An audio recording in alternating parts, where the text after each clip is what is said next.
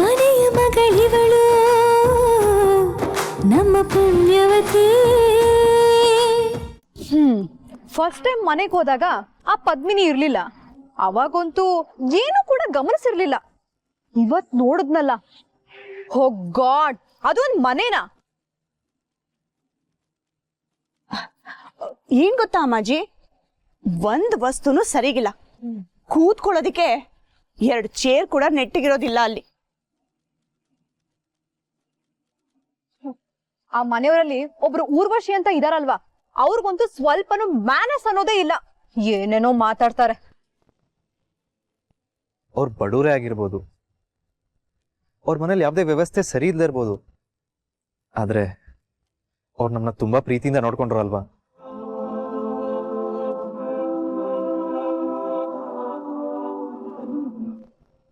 ಆ ಪ್ರೀತಿನ ಇಟ್ಕೊಂಡು ಏನ್ ಮಾಡ್ತೀಯ?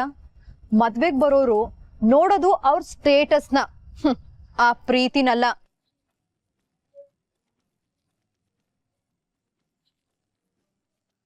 ಬಡವ್ರ ಮನೆ ಹುಡುಗಿನ ಸೊಸೆ ಮಾಡ್ಕೊಂಡ್ವಿ ಅಂತ ಹೇಳಿ ದೊಡ್ಡೋರಾಗೋದು ಸುಲಭನೇ. ಆದ್ರೆ ಇಂಥ ಫ್ಯಾಮಿಲಿ ಜೊತೆ ಆ ಸಂಬಂಧನ ಕೊನೆವರೆಗೂ ಉಳಿಸ್ಕೊಂಡು ಹೋಗೋದಿದೆಯಲ್ಲ, ಅದು ಮಾತ್ರ ತುಂಬಾ ಕಷ್ಟ.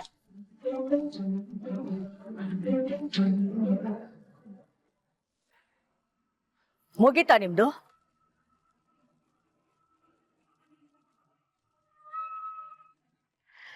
ಮ್ಯಾನರ್ಸ್ ಬಗ್ಗೆ ಇಷ್ಟು ಮಾತಾಡ್ತಾ ಇದ್ದೀರಲ್ಲ, ಒಬ್ಬರ ಮನೆ ಬಗ್ಗೆ, ಅದು ನಮ್ಮನೆಗೆ ಹೆಣ್ಣು ಕೊಡ್ತಾ ಇರೋ ಮನೆ ಬಗ್ಗೆ ಬಾಯಿಗೆ ಬಂದ ಹಾಗೆ ಮಾತಾಡದೆ ಇರೋದೇ ಮ್ಯಾನರ್ಸ್.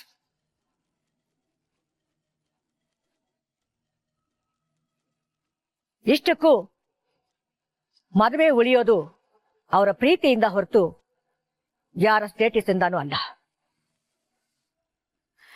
ಇನ್ನು ನಾನು ತುಂಬಾ ದೊಡ್ಡವಳಾಗ್ಬೇಕು ಅನ್ನೋ ಕಾರಣಕ್ಕೆ ಬಡವ್ರ ಮನೆ ಸಂಬಂಧ, ಬಡವ್ರ ಮನೆ ಹುಡುಗಿನ ನಾನು ತಂದ್ಕೋತಾ ಇಲ್ಲ.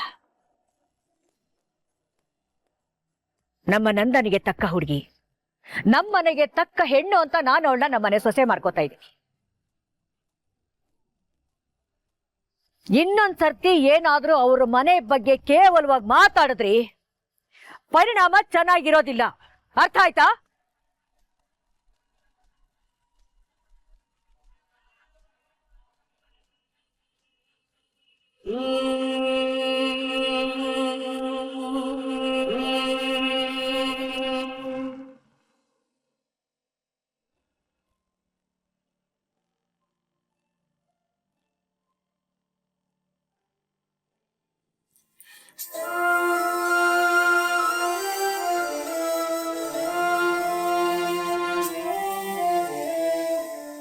ನಂದನ್, ನೀನ್ ನೊಂದ್ಕೋಬೇಡ. ಇಲ್ಲ ಅಜ್ಜಿ, ಪದ್ಮಿನಿ ಮನ್ಸೇನು ಅಂತ ಅವಳಿ ಮನೆಗೆ ಬಂದ್ಮೇಲೆ ಎಲ್ರಿಗೂ ಅರ್ಥ ಆಗುತ್ತೆ. ಹಾಗೆಲ್ರೂ ಹೊಂದ್ಕೊಳ್ತಾರೆ.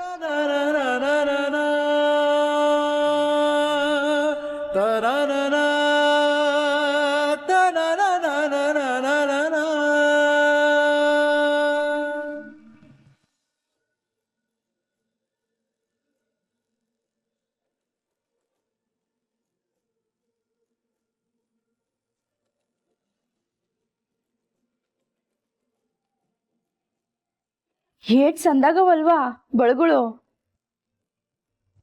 ಏನಂದ್ರು ಇದ್ರ ರೇಟು ಲಕ್ಷದ ಮ್ಯಾಕೆ ಇರ್ತೈತೆ ಬುಡಿ. ನಮ್ ಪದ್ಮಿನಿ ಇನ್ನೂ ಅವ್ರ ಮನೆ ಸೊಸೆನೇ ಆಗಿಲ್ಲ, ಆಗ್ಲೇ ಬಳಗಳು ಕೊಟ್ಟವ್ರೆ. ಅನ್ಯಾಕೆ ಇವಳ ಮ್ಯಾಕೆ ಅವ್ರಿಗೆ ಏಟ್ ಪಿರುತಿ ಇರ್ಬೇಕಲ್ವಾ. ನಾನಂತೂ ಇಂಥ ದುಬಾರಿ ಒಡವೆಯ ಮುಟ್ಟಿದ್ದೆ ಇದೇ ಮೊದ್ಲು. ನಾನಿನ್ನೇನು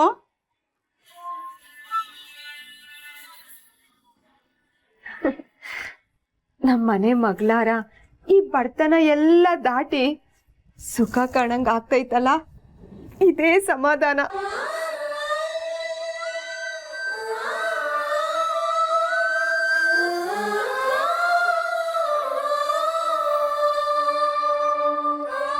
ಎಲ್ಲ ಅಮ್ಮ ಅತ್ತೆ ಅಂದ್ರು ಹಿಂಗೆ ಅಲ್ವಾ, ಖುಷಿ ಪಡೋ ವಿಷಯಕ್ಕೆ ಕಣ್ಣೀರಾಗ್ತಾರೆ. ನೀವು ಹಿಂಗೆ ಹತ್ರ ನಾನು ಹತ್ಬಿಡ್ತೀನಿ. ನೀನ್ ಮಾತ್ರ ಅಳ್ಬೇಡ ಕಣವ. ಇನ್ಯಾಕೆ ಮನೇಲಿ ಯಾರು ಅಳಕ್ಕಿಲ್ಲ, ಯಾಕಂದ್ರೆ ಎಲ್ಲ ಒಳ್ಳೇದೇ ಆಗ್ತೈತಲ್ವಾ. ಬರೀ ಖುಷಿನೇ ತುಂಬಿರ್ತೈತೆ.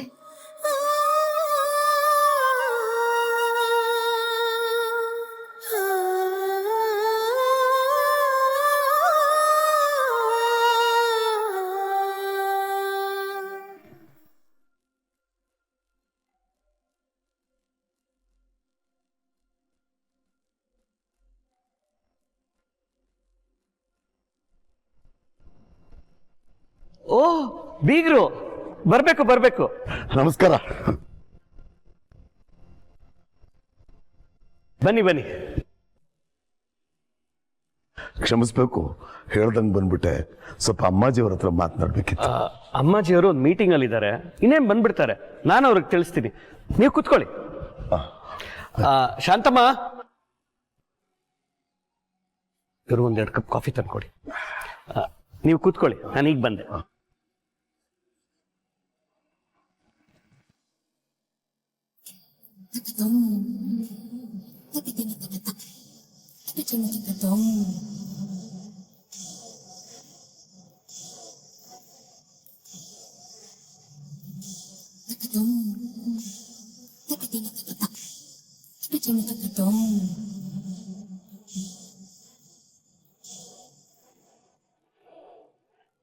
ಅರೆ ನೀವು ಏನು ಇಷ್ಟು ಬೆಳಗ್ಗೆ? ಹೇಗ್ ಬಂದ್ರಿ ಇಷ್ಟ ಬೇಗ? ಹೋ, ನಿಮ್ TVS ಅಲ್ಲಿ ಇಲ್ಲಿ ತನಕ ಬಂದ್ರ? ಇಲ್ಲ, ನಾವು ಬಸ್ನಾಗ ಬಂದ್ವಿ. ಬಸ್ಸಾ?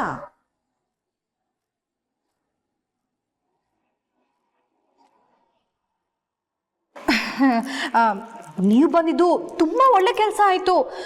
ನನ್ನ ರೂಮ್ ವಾಶ್ರೂಮ್ ಸ್ವಿಚ್ ಬೋರ್ಡು ಯಾಕೋ ತುಂಬಾ ಕರೆಂಟ್ ಶಾಕ್ ಹೊಡಿತಿದೆ. ನಾನು ಕೂಡ ಎಲೆಕ್ಟ್ರಿಷಿಯನ್ನ ಬುಕ್ ಮಾಡಿದ್ದೆ, ಅವರು ಕ್ಯಾನ್ಸಲ್ ಮಾಡಿಬಿಟ್ರು. ನೀವೇ ರಿಪೇರಿ ಮಾಡಿದ್ರೆ ತುಂಬ ಚೆನ್ನಾಗಿರುತ್ತೆ. ಓ, ನಮ್ಮ ಬೀಗರು ಎಲೆಕ್ಟ್ರಿಷಿಯನ್ ಅಲ್ವಾ? ಸರಿ ಸರಿ ಸರಿ. ಸ್ವಲ್ಪ ನೋಡ್ತೀರಾ ಬೀಗ್ರೆ?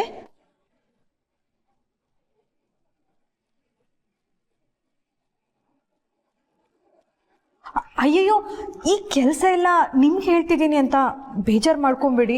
ನನ್ನ ಬುದ್ಧಿಗಿಷ್ಟು. I am really sorry. ಹಂಗೇನಿಲ್ಲ ಬಿಡಿ, ನಾನು ನೋಡ್ತೀನಿ. ಅಯ್ಯೋ, ಕಾಫಿ ಕುಡ್ಕೊಂಡೆ ನೀವು ರಿಪೇರಿ ಮಾಡ್ಬೋದು. That's okay. ಪರವಾಗಿಲ್ಲ ಪರವಾಗಿಲ್ಲ, ಅದೆಲ್ಲ ಇತ್ತು ತೋರಿಸಿ.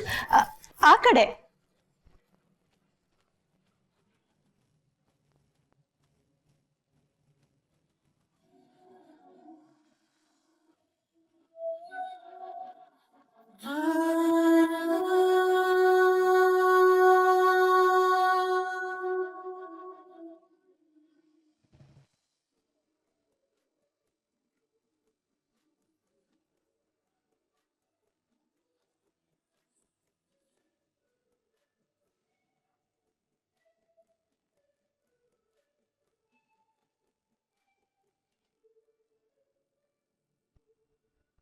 ಇದು ಅವ್ರದೇ ಕಾರ್ ಅಲ್ವಾ?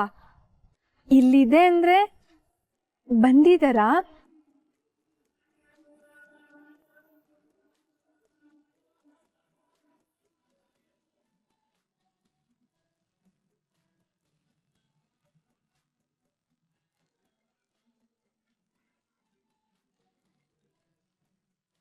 ಹಲೋ, ಎಲ್ಲಿದ್ದೀರಾ ನೀವು? ನಾನೊಂದು ಕೆಲ್ಸದ ಮೇಲೆ ಇದ್ದೀನಿ.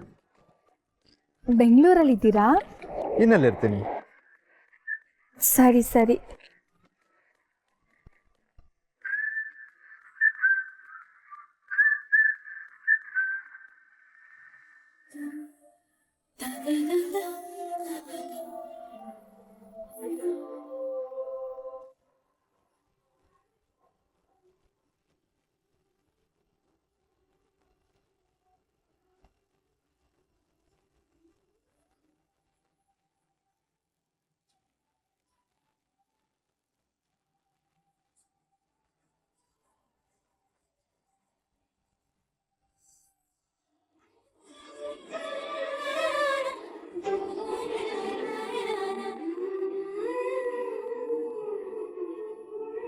ಹಲೋ, ನೀವು ಇಲ್ಲೇ ಎಲ್ಲೋ ಇದ್ದೀರಾ ಅಲ್ವಾ? ಎಲ್ಲಿ ಅಂತ ಹೇಳಿ. ಯಾಕೆ ಪದೇ ಪದೇ ಕೆಲಸದಲ್ಲಿರುವಾಗ ಫೋನ್ ಮಾಡಿ ಡಿಸ್ಟರ್ಬ್ ಮಾಡ್ತಿದ್ಯಾ?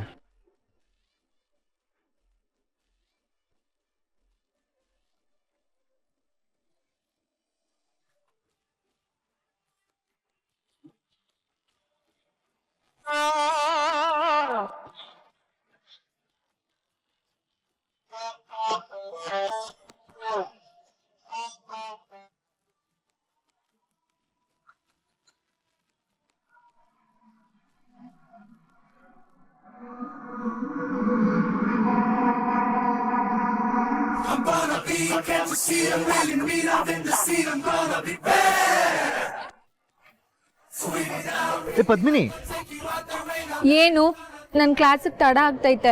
ಇನ್ ನೋಡಕ್ ಬೆಳಗ್ಗೆ ಬೆಂಗಳೂರಿಂದ ಬಂದ್ರೆ ಹಿಂಗ ಹೇಳೋದು? ಪಾಪ ಅಲ್ಲ, ನಿಮ್ಗೆ ಮುಖ್ಯವಾದ ಕೆಲಸ ಇರ್ತೈತೆ, ನನ್ನಿಂದ ನಿಮ್ಗೆ ಯಾಕೆ ತೊಂದ್ರೆ? ಪ್ಲೀಸ್ ಹೊರಡಿ ಸರ್. ಸುಮ್ಮನೆ ನಿನ್ ರೇಕ್ಸಕ್ ಹಾಗೆ ಹೇಳಿದ್ದು Paddu. I was just kidding. ಆದ್ರೆ ನಂಗೆ ದಿಟ್ವಾಗ್ಲೂ ಕ್ಲಾಸ್ ಐತೆ.